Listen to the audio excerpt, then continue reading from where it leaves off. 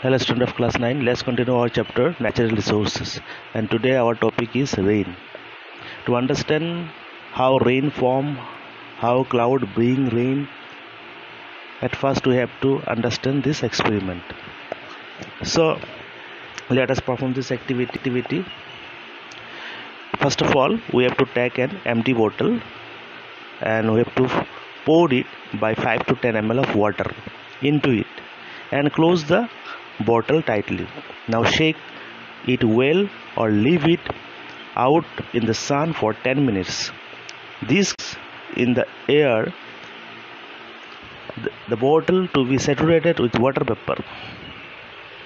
Now take a lighted incense stick, open the cap of the bottle and allow some of the smoke from the incense stick to enter the bottle. Quickly close the bottle once more. Make sure that the cap fitting tightly. Press the bottle hard between your hands and crush it as much as possible.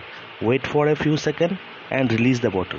Again press the bottle as hard as you can and release it. So now we will explore this kind of question. Question number 1. When did you observe that the air inside seemed to be foggy? Our next question. When does this fog disappear? Third question. When is the pressure inside the bottle higher? Fourth question. Is the fog observed when the pressure in the bottle is high or when it is low? Next question. What is the need for smoke particles inside the bottle for this experiment?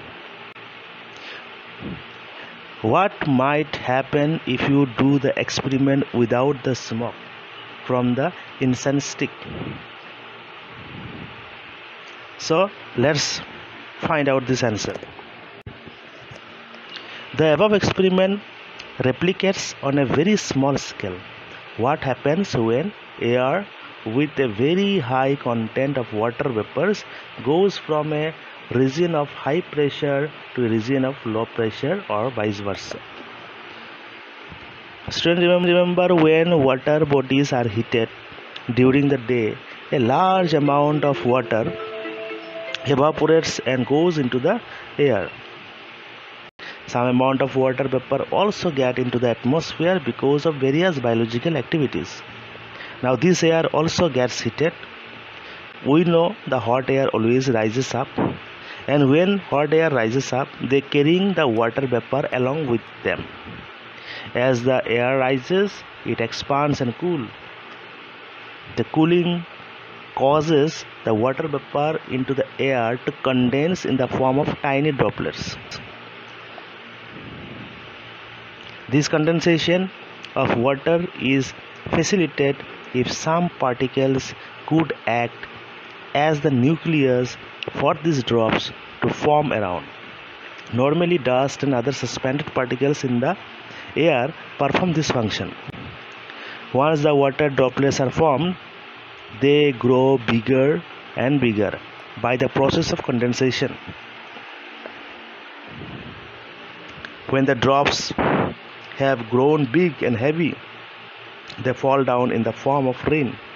Sometimes when the temperature of air is low enough, precipitation may occur in the form of snow. Rainfall patterns are decided by the prevailing wind patterns. In large parts of India, rains are mostly brought by the southwest or northeast monsoons. We have also heard weather reports that say depression in the Bay of Bengal have caused rain in some areas. So student, this is because of I told that pressure difference, and from the higher pressure region to the lower pressure region always air moves.